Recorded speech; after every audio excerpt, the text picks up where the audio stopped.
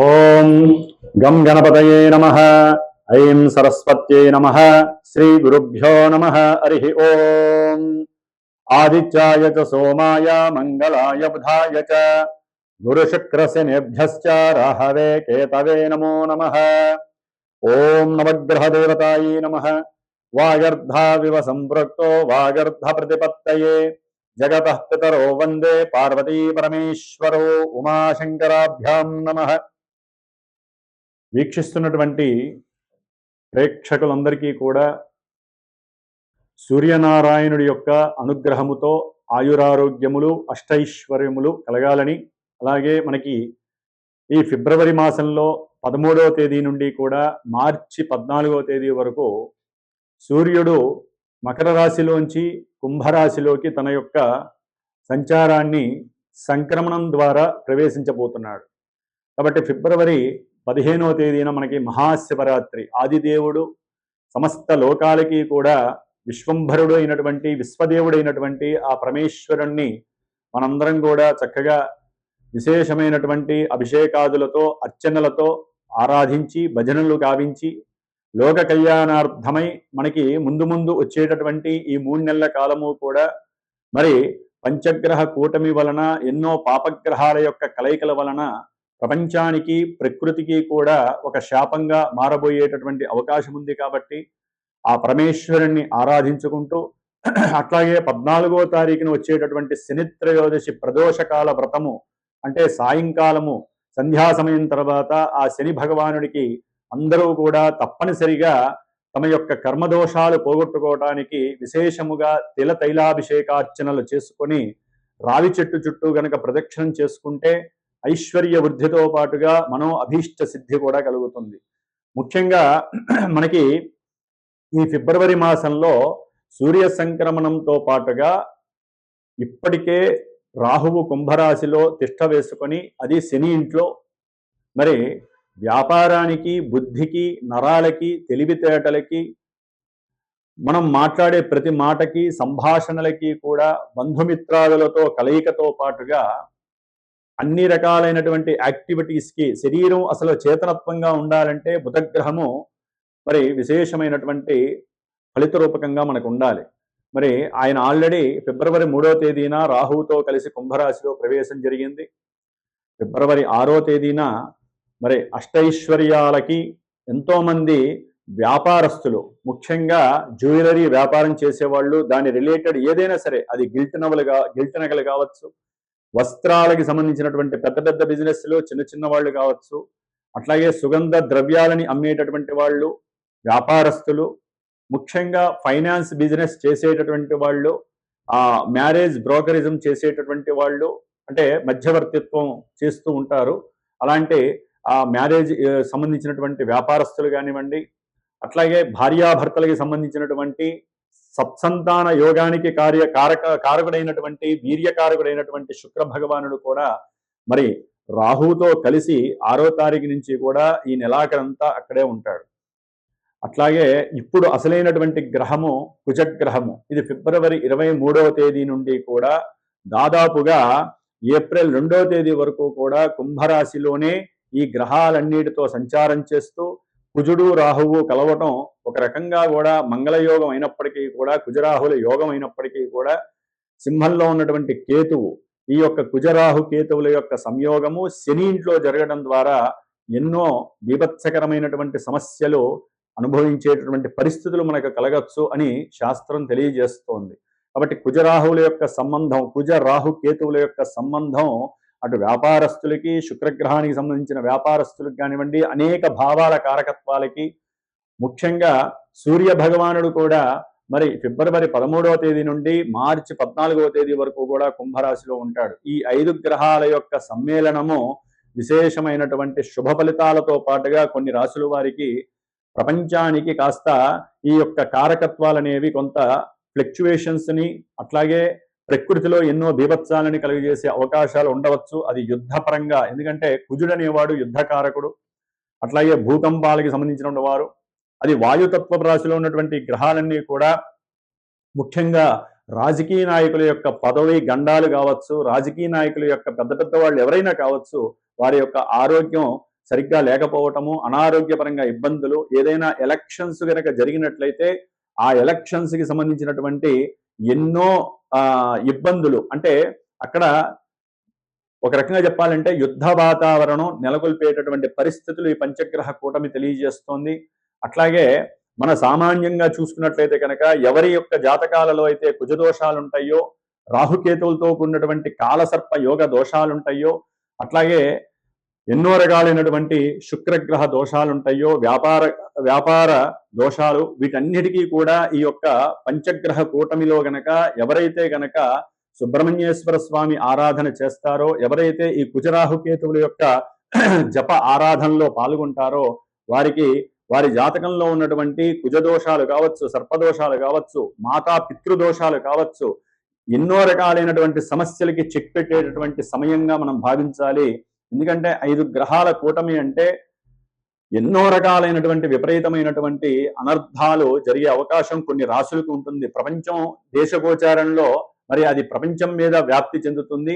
కానీ మనకి ఎవరికి జాతకాలు వాళ్ళకు ఉంటాయి కాబట్టి రాశుల రీత్యా కావచ్చు, జన్మ జాతకంలో లగ్న రీత్యా కావచ్చు, జరుగుతున్నటువంటి దశ అంతర్దశలు, ముఖ్యంగా కుజ మహర్దశ కానీ, రాహు మహర్దశ కానీ, కేతు మహర్దశ కానీ, శని మహర్దశ కానీ, ఈ పాపగ్రహ మహర్దశలు జరుగుతున్న, మరి రాహుతో కలిసినటువంటి ఈ సూర్యుడు, బుధుడు, శుక్రుడు యొక్క దశలు అంతర్దశలు జరుగుతున్న వీరి యొక్క దశల్లో వారి జాతకంలో ఎక్కడైనా సరే దోషాలు ఉన్నట్లయితే అవి కాస్త ఇబ్బంది పెట్టేటటువంటి పరిస్థితి ఈ యొక్క పంచగ్రహ కూటమి వలన కనపడుతోంది. కాబట్టి దాదాపుగా ఫిబ్రవరి అంటే మార్చి 1 నుంచి కూడా కుజుడు శతభిష నక్షత్రంలోకి వస్తాడు. అది ఇంకా బీభత్సకరమైనటువంటి సందర్భము. కాబట్టి ఫిబ్రవరి 23వ తేదీ నుండి కూడా దాదాపుగా మనకి 77 రోజులు, అంటే 70 రోజులు అనుకోండి, 70 రోజులు అంటే మే 10వ తారీఖు వరకు కూడా ఈ కుజ రాహు కేతువుల యొక్క శనిగ్రహ యొక్క ప్రభావం. ఎందుకంటే ఏప్రిల్ 2వ తేదీ నుండి కూడా మే 10వ తేదీ వరకు కుజుడు మీనరాశిలో శనితో కలిసి ఉంటాడు. ఇది మహా దోషప్రదమైనటువంటిది. కాబట్టి ఎన్నో రకాలైనటువంటి దోషాలను కలుగజేసేటటువంటి ఈ దోషాన్ని మనం హరింపజేసుకోవటానికి మా యొక్క శ్రీమాత జ్యోతిషాలయ పీఠం తరపున నేను 70 రోజులు ఈ యొక్క కుజగ్రహానికి, రాహుకేతువులకి, శనికి సంబంధించినటువంటి జపాన్ని ఆచరిస్తూ, ముఖ్యంగా ఈ యొక్క కేతుగణ దోషాలు మఖానక్షత్రంలోకి కేతు అనేటటువంటి వాడు ప్రవేశిస్తున్నాడు దాదాపుగా మనకి మార్చి 1 నుంచి. కాబట్టి ఇంకా దోషాలు ఎక్కువయ్యే అవకాశం ఉంటుంది. కాలసర్ప యోగ దోషం కూడా పడుతోంది. అంటే రాహుకేతువుల మధ్యలోనే గ్రహాలన్నీ కూడా సంస్థాపితమై దాదాపుగా మనకి కాలసర్పయోగ దోషం అనేటటువంటిది ఉండే అవకాశం ఉంటుంది జూలై 1st వీక్ వరకు కూడా. కాబట్టి ఈ యొక్క 70 రోజులు కూడా నా యొక్క పీఠంలో, నా యొక్క ఆధ్వర్యంలో, నాచే చేయబడుతూ ముఖ్యంగా ఈ యొక్క సుబ్రహ్మణ్య ఆరాధన విశేషంగా జరిపి మధ్యలో మార్చి 1st వీక్ తర్వాత అంటే ఏప్రిల్ సమయంలో నేను అష్టవినాయక దర్శనం, పూణేలో ఉన్నటువంటి అష్టవినాయకుల యొక్క దర్శనము, అట్లాగే సుబ్రహ్మణ్యేశ్వర స్వామికి సంబంధించినటువంటి దైవ తీర్థాలని కూడా సంచరించి మధ్యలో 1-2 సార్లు సుబ్రహ్మణ్య పాశుపత హోమాలని సంతానం కలక్కపోయినా వారి గురించి కావచ్చు, వివాహం కానిటువంటి వారికి, వివాహమై దాంపత్య అనుకూలత సరిగ్గా లేనటువంటి వారికి, మతిస్థిమితం సరిగ్గా లేనటువంటి వారికి, వ్యాపారంలో నష్టాలు అనుభవిస్తున్నటువంటి వారికి, అట్లాగే ఎవరికైతే జన్మజాతకంలో ఎంత కష్టపడ్డా కూడా 10 రూపాయలు దాచుకోలేని పరిస్థితి, సంపాదించలేని పరిస్థితి ఉన్నటువంటి వారు కావచ్చు, ముఖ్యంగా సంతానహీనత, గర్భవిచ్ఛిన్న దోషాలు కలిగేటటువంటి వాళ్ళు, జన్మజాతకంలో ఉన్నటువంటి కుజరాహు కేతువుల యొక్క దోషాలు ఉన్నటువంటి వాళ్ళు తప్పకుండా సంప్రదించండి. మరి ఈ యొక్క కార్యక్రమానికి 70 రోజుల యొక్క కార్యక్రమానికి డైరెక్ట్గా నాకు ఫోన్ చేసినట్లయితే కనుక దానికి సంబంధించినటువంటి నియమాలు ఏ విధంగా ఆచరించాలి, మీరు ఏ విధమైనటువంటి మంత్రాలు, అర్చనలు ఈ 70 రోజులు చేసుకుంటే కొన్ని రాసుల వారికి ఆ యొక్క అవయోగాలు తొలగిపోయి యోగాలు కలుగుతాయో నేనే డైరెక్ట్గా మీకు తెలియజేస్తాను. అట్లాగే జాతక పర్యవేక్షణ ద్వారా కూడా ఎన్నో విషయాలు మీరు తెలుసుకోవచ్చు. ముఖ్యంగా ద్వాదశ రాశుల్లో మేషాది రాశి నుంచి మీనరాశి పర్యంతం కూడా మనకి ఈ 12 రాశులలో ఈ యొక్క గ్రహస్థితుల యొక్క పంచగ్రహ కూటమి ప్రభావం ఏ విధంగా ఉంటుందో తెలుసుకునేటటువంటి విషయంలోకి వెళుతూ ఓం తత్పురుషాయ విద్మహే మహాసేనాయ ధీమహి తన్నః షణ్ముఖ ప్రచోదయాత్. శ్రీ వల్లీ దేవసేనా సమేత శ్రీ సుబ్రహ్మణ్యేశ్వర అనుగ్రహ సిద్ధిరస్తు. ధనుస్సు రాశి. ధనుస్సు రాశి వారికి ఫిబ్రవరి మాసం 13వ తేదీ నుండి మార్చి 14వ తేదీ వరకు కూడా సూర్యగ్రహ సంచారము మకర రాశిలోంచి కుంభరాశిలోకి అంటే తృతీయ స్థానంలోకి ప్రయాణం. ఇది చాలా విశేషమైనటువంటి శుభ ఫలితాలను కలుగజేస్తుంది. అట్లాగే కుజగ్రహము కూడా ఫిబ్రవరి 23వ తేదీ నుండి కూడా దాదాపుగా ఏప్రిల్ ఫస్ట్ వీక్ వరకు కూడా ఈ యొక్క 3వ స్థానంలో సంచారము. అట్లాగే శుక్రగ్రహము కూడా ఈ నెలాఖరు వరకు కూడా ఆ 3వ స్థానంలో సంచారము. బుధగ్రహము మొత్తం 5 గ్రహాలు రవి, కుజ, బుధ, శుక్ర, రాహు, వీళ్ళందరూ రాహుతో కలవటం విశేషప్రదం. అయితే సప్తమంలో ఉన్నటువంటి గురుడు వీరి యొక్క ఆర్థిక పరిస్థితిని, వీరి యొక్క ఆరోగ్యాన్ని కండిషనల్గా బేస్డ్గా చూసుకుంటూ ఈ గ్రహాలన్నిటినీ గురుడు చూడటం ద్వారా ఆ భావాలు కొన్ని నష్టయుక్తమైనా కూడా మళ్ళీ లాభకరంగా చేసేటటువంటి స్థితి కలుగుతోంది ఈ యొక్క ధనుస్సు రాశి వారికి. విశేషమైనటువంటి యోగంగా భావించవచ్చు. తృతీయ స్థానంలో ధైర్యము, ఏ విషయాన్నైనా సరే అది గవర్నమెంట్ జాబ్సా, లేకపోతే ఏదైనా వ్యాపారం పెడదామా, లేకపోతే తండ్రితో విడిపోయిన వాళ్ళు తండ్రితో మాట్లాడే ప్రయత్నం చేయడం, తండ్రి యొక్క ఆరోగ్యం రికవరీ కావటం, అట్లాగే సాహసోపేతమైనటువంటి కొన్ని నిర్ణయాల ద్వారా గృహ నిర్మాణాదుల విషయంలో కానీ, వాటి యొక్క కట్టడాల విషయంలో అంటే వాటికి కట్టడానికి కావాల్సినటువంటి ధన విషయంలో కావచ్చు, ఏదైనా ఒక రియల్ ఎస్టేట్ వ్యాపారులతో మాట్లాడటము, భూములు కొనడానికి ప్రయత్నపూర్వకంగా ఆ ప్రయత్నాలు ఇంకా ముమ్మరం చేయటం, అలాగే వారికి ఉన్నటువంటి అప్పులు తీర్చడానికి సన్నాహాలని విస్తృతం చేయటం, ఫ్రెండ్స్ ద్వారా కానీ లేకపోతే భార్యాభర్తల్లో ఎవరి దగ్గరైనా ఉద్యోగాలు చేస్తూ ఉంటే వారి నుంచి కానీ వీరు తర్జుమా చేసుకొని ఆ యొక్క అప్పులు తీర్చేటటువంటి ప్రయత్నాలకి వీళ్ళు సాహసించడం జరుగుతోంది. వ్యాపార రీత్యా అంటే వీరు ఏదైనా వ్యాపార పరంగా భాగస్వామ్య వ్యాపారాలు చేయాలన్నా, లేదా వీరు ఏదైనా వృత్తి ఉద్యోగపూర్వకంగా ప్రయత్నాలు చేయాలన్నా బుధగ్రహం మాత్రం కాస్త ప్రతికూలంగా ఉందనే చెప్పుకోవాలి. కొన్ని అబద్ధాలు ఆడాల్సిన పరిస్థితి వ్యాపారంలో ఎదగాలంటే. ఏదైనా ఒక ఉద్యోగం సాధించాలంటే కొన్ని మాటలు లేనివి ఉన్నవి ఉన్నట్లుగా, ఉన్నవి లేనట్టుగా చెప్పేటటువంటి పరిస్థితి కలుగుతోంది. తప్పదు. ఒక్కోసారి గోడ మీద పిల్లిలాగా ఉండాలి కుటుంబంలో. బంధుమిత్రాలతో మాట్లాడేటప్పుడు గృహ సౌఖ్యం కోసము, వీరి యొక్క పనులు కావటం కోసం, ఎటువంటి సమస్యలు కలగకుండా ఉండటం కోసం, వ్యాపారంలో వీరికి పార్ట్నర్షిప్ ఇవ్వడం కోసం ఎన్నో రకాలుగా కొన్ని మాటలు వీరు చేయాల్సి ఉంటుంది, మాటలు మాట్లాడాల్సి ఉంటుంది.